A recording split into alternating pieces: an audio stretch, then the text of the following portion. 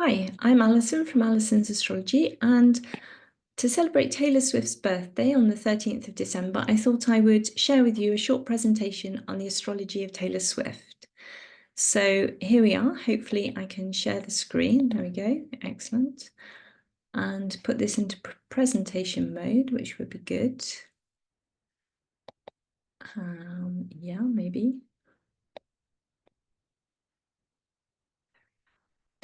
Here we go. So Taylor Swift, Miss Americana, she's had such fantastic, amazing success this year. And the Eras Tour, I think, was the highest grossing tour ever. So what makes her so special? So that was something I was really curious about. So I thought I'd have a look at her chart. And there has been some dispute about the birth time. So I had a look at that first to decide if I wanted to go with the birth time that is on Astrodienst, and that's 517, and that originated in her autobiography, no, her biography. And after a bit of research, I decided that actually I was quite happy to go with that. I think that fits the chart. So this is the chart that we get when we go with the 517 birth time. And we see that we've got Scorpio on the ascendant with Mars conjunct the ascendant in Scorpio, which is pretty intense actually. And I think that really sort of kind of deep, sexy look that she has really goes with that Scorpio ascendant and the Mars there. So when we talk about astrology, we often talk about the big three. What's your big three? Okay, so that's the sun, moon, and ascendant. And those three aspects of the chart, they do give a general overview of somebody's personality and the characteristics that you'll find when you get to know them. So first of all, just to go back to the ascendant, actually, that Scorpio ascendant, that's the way we approach the world. And it's a yin fixed water sign. So yin is quite introverted in many ways. Fixed means it's got a lot of determination. Scorpio is also sensitive, so sensitive and looking underneath to see what the undercurrents are in any given situation. Water, of course, is deeply emotional. So Taylor's going to approach the world in that way with this, especially with Mars there, that powerful energy, super determined, really determined and alert to any undercurrents that might be in the environment, really penetrating, looking deeply into things. So she'll be working hard as well to fulfill her goals with that Mars in Scorpio. This is not somebody who's going to give up anything easily. And the key words I've put here: determined, perceptive, penetrating, self-controlled, passionate, and prophetic. There's a certain propheticness with Scorpio, an ability to just understand how things are, I think, which enables them to understand how things are going to pan out. But they can also be quite shy and secretive as well. And in relationships, they need to hold on to things, Scorpio, they don't like to let things go. So they can be a little bit jealous sometimes. And that's in complete contrast to her Sagittarian sun, which is mutable fire, yang, outgoing, changeable. And fire is always about the journey, it's mythical almost. And I think that's really interesting because I think Taylor Swift in her life has almost become her own myth, if you like, the myth of Taylor Swift. And Sagittarius is ruled by Jupiter. It's adventurous and confident, optimistic and philosophical. Can be inconsistent, unreliable, bossy, but that's probably offset by that Scorpio there. And then her moon is in another yin sign. That's in Cancer, another water sign. And it's a cardinal sign, actually, so it can initiate Cancer, even though it's very self-protective, sensitive, nurturing, tenacious, emotional. It can be a little bit needy as well and conservative. So that's the combination. And the moon is representing our instinctive responses to things. Where we are when we're kind of like there sitting on our own, how are we? How do we react when we're, down at our deepest level? That's our moon sign. And the moon as well in Cancer It's very family oriented and tribal. It's looking back as well into the past. It can be a bit nostalgic. Um, and it needs attention as well. So that's interesting. I mean, she's certainly been getting that recently. So the elements in the birth chart are the way we put the personal planets, those from the Sun to Saturn. Of course, we know the Sun and Moon aren't planets, but it just makes life easier if we count them as planets. And the elements show how we respond to things, how we are, how we are in ourselves. So fire is obviously going to be warm, generous, adventurous. Earth is practical and down to earth, sensible, likes the senses. It sort of holds on to things, cares for things, sees things through. And air is sociable, outgoing, thinking, idealistic. Water is much more to do with the feeling element. And feeling, sensitivity, and just compassion if it's Pisces as well, but also to some extent the other water signs. They relate to things on a feeling level. So Taylor Swift actually has a good balance of all four elements, but water's primary. So she may have a strong imagination. Water is very imaginative. Be naturally caring, that would definitely be her Cancer moon. Sensitive, that's all the water signs. And she'll be using feeling as the primary way of navigating the world. And the lunar phase, we look at whether it's a new moon, a full moon, or just coming to the end of its cycle. And she was born close to a full moon, which indicates a clear vision of reality and fulfillment of potential in this lifetime. And the full moon, of course, it shines brightly, as Taylor obviously does. So what is it in this chart that makes her so exceptional? So I mentioned that all fire signs have a mythic quality about them.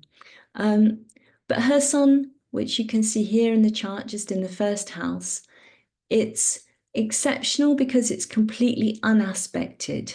And if you see all these lines around the chart, those are the aspects. The red lines are where we find challenges, yeah, and those actually can help us to really form a strong personality because we have things to overcome. And the blue lines are where things flow more easily. So it's nice to have a combination of both. And Taylor here, actually, we can see that those red line aspects are kind of joined and stabilized by this wedge here, this wedge shape of blue aspects. But the sun there doesn't participate in any of those things, so it's completely on its own. And as the only planet in fire, that means she's got this fiery, mutable, so changeable sun. And changeable means she can shapeshift a little bit and adapt to what's happening, adapt to surroundings. And it's not connected to anything, so the energy is very pure. But also it's difficult to access it sometimes for the person who has a planet like that in their chart and aspected. And it means that what's happening is that it can just burst onto the scene somehow, unexpectedly. Or sometimes it might even just disappear altogether, and you think, well, where was that fiery Sagittarian sun? And I think maybe this is what happens a little bit with Taylor Swift, actually. The sun here, it rules the 10th house cusp up here. That's the cusp of our public life. And it makes that lovely trine. You can't see it because it's not on the chart, but it would make a blue line to that chart, sort of 124 degrees. So it's naturally flowing up into that public area of public life. So when she's on the stage, I really feel that she has access to that sun when she's in public. But perhaps when she's just, at home being herself, she's much more into her moon sign, which is going to be that nurturing Cancer moon. This is how I feel about the chart. It's not necessarily how it is. She might tell you differently, but this is my feeling. And so I think actually that Taylor's sun is this blazing, confident beacon when she's on stage. I mean, and that's what she shows, just a mythical self in a way. And then that intensity of the Scorpio ascendant creates an approach to the world which is mysterious as well as being fun and Sagittarian and full of life. So quite a complicated character, actually, I think. Interesting woman, definitely. So the nurturing Cancer moon, I mentioned that, and that's giving us a glimpse of the of the more vulnerable person, perhaps behind the performer. Here's the nurturing Cancer moon with Jupiter, and it also shows her closeness to her mother, a moon in Cancer like that with Jupiter. You know, that bond must be very strong, and with Jupiter there, it would make her feel better, and it probably, inputs into her own feelings, which she has shared, I know. About perhaps wanting to be a mother at some point herself. So she has down here a second house. That's the first house. This is the second house, which is mostly full of Capricorn planets, and it's packed. And this is the house of resources and values. Now Capricorn works really hard. She's got Saturn there, strong in Capricorn as well, together with Neptune, adding imagination and a certain spirituality.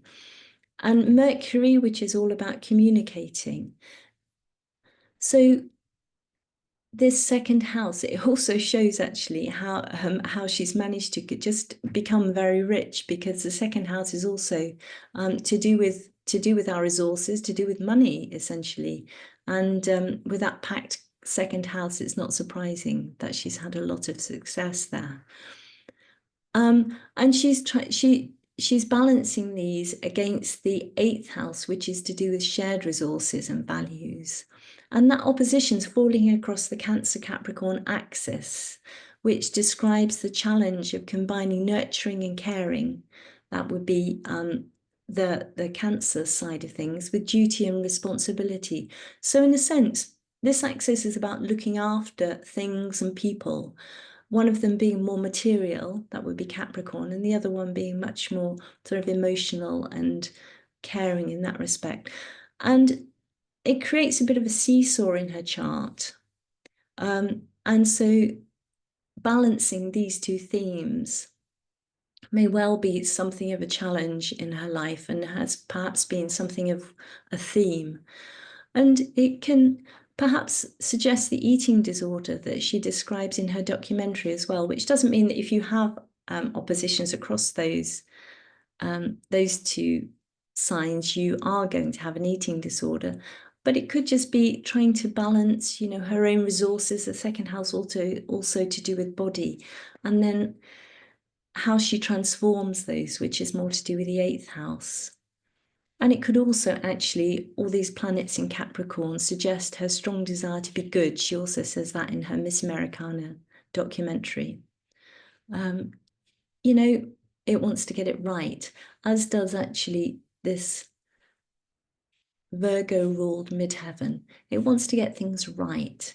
And that Mercury there makes a lovely trine to that Virgo-ruled midheaven. So she's going to want to be seen to be doing her duty, to be good, and perhaps to be successful, because that was, what was expected of her at home. I've no idea if that's true, but I think her parents were very supportive of her work and her talent, which in its own way can put pressure on, even if parents don't mean it to. So how about Taylor's love life? Well, Taylor's Sagittarius sun is all about the journey, as I've said. So a Sagittarian needs a partner who's going to share the adventure, not someone who's going to try and hold her back. It needs someone who'll be there by her side, riding off into the sunset. And the whole Sagittarius thing actually is quite interesting, because in the biography, it speaks about her mother was actually on horseback when she started having the contractions that kind of told her that Taylor Swift was on the way. So the Sagittarius is a lovely kind of reflection of that, actually. The horses, Sagittarian being the archer, the centaur, really, but also the horses. So she has this romantic Cancer moon in the eighth house, which is to do with deep sharing. So she's going to have a very emotional inner nature, and she's going to enjoy cozy evenings, toasting the marshmallows by the fire, just as much as the parties, I feel. Venus in Aquarius down here in the third house, she'll need a friend. That Venus rules this seventh house of relationships over here. That's Taurus, the symbol for Taurus, which is ruled by Venus. But in Aquarius, it's a sociable sign, it's a fixed air sign. So it's about friendship.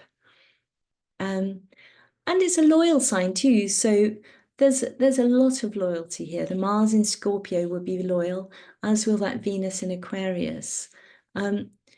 Loyal but independent with Venus, actually. So Taylor's someone who's going to need someone who will be there and be loyal with her, but will let her be herself as well, give her space to be independent and to be, that amazing independent woman that she is. The Mars in Scorpio, it does suggest, passion and maybe a little jealousy and possessiveness too at times. And so, how's it looking with Travis Kelce? Kelce, he doesn't mind either, apparently. His birth time's unknown. At least we don't have record of it, and I couldn't find it on the internet. But the guy has a Libra sun. Where's that gone? Yeah, over here with Mars. So Libra's all about relationship. I mean, it's the natural ruler of the seventh house. It's a lovely airy sign. And Libra's very much about partnership, about balance, about civilized conversation, about things, just being good and friendly and sociable. But also, there's also something cardinal about Libra. It can initiate things, and when it's actually made a decision, Libra has made the decision, and that's all there is to it. It takes a long time to weigh up its options, and wants to know all about everything before it comes to that decision. But once it does so, that's it, it decides.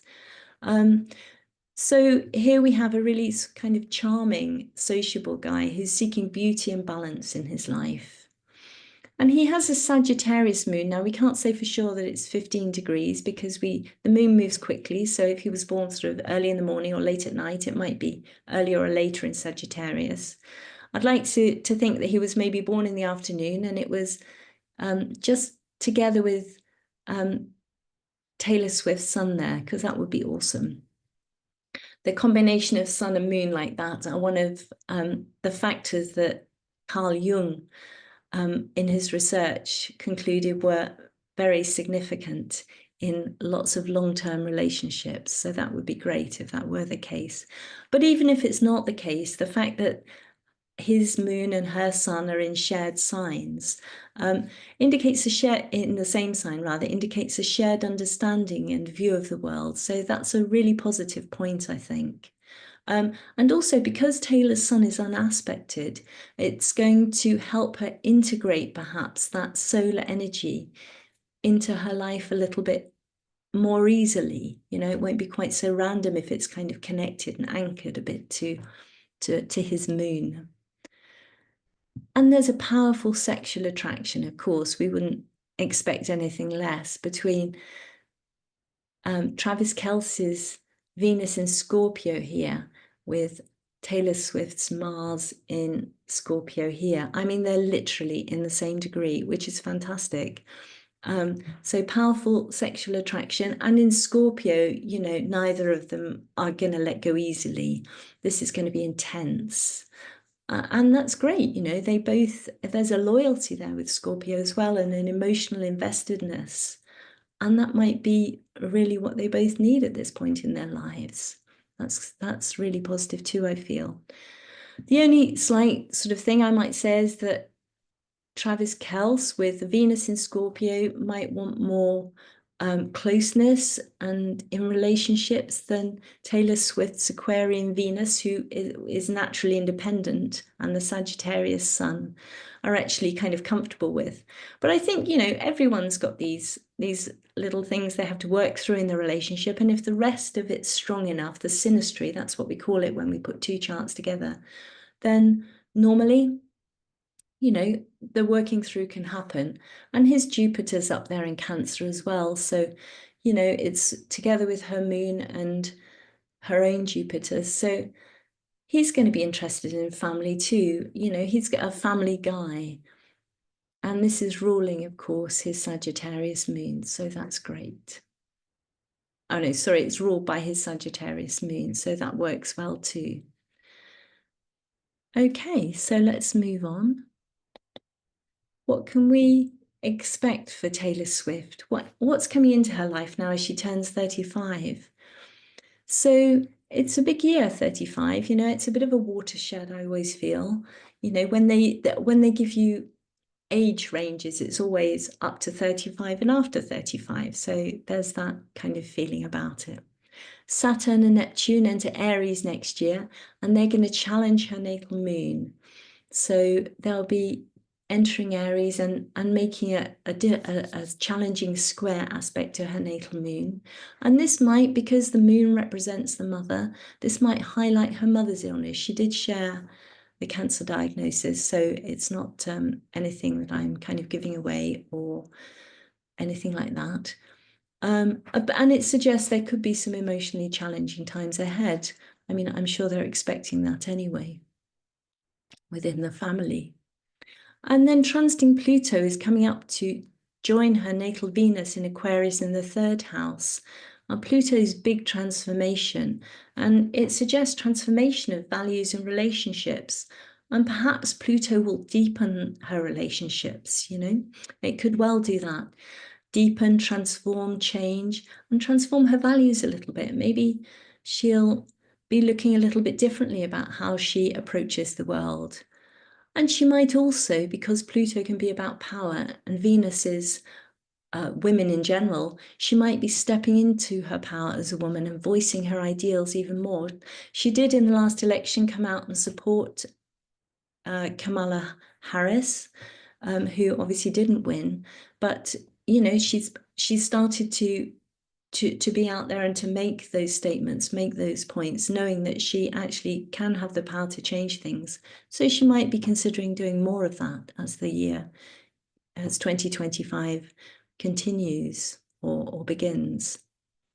And so the transits in general suggest that the road might not be super easy through 2025, and there might be deep emotions involved with those challenges to the moon and Pluto to Venus.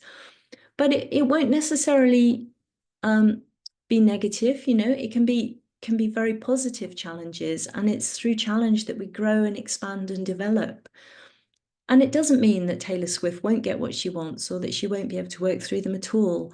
I mean, she has huge resources, as that 2nd house of, you know, talents and resources shows. Her planets in water give her a deep understanding of the process of life. And the upbeat Sagittarius sun has the ability to always keep on moving optimistically towards the horizon. So I'm full of optimism for Taylor Swift moving into 2025, that she can handle anything that comes her way and that she'll just keep on growing as a person and as a megastar. And that's all. Thank you for watching. I hope you've enjoyed the presentation. If you'd like to read the full article, then details are in the blurb below. And of course, if you'd like to book a reading with me or start your own astrology journey, I'm happy to help.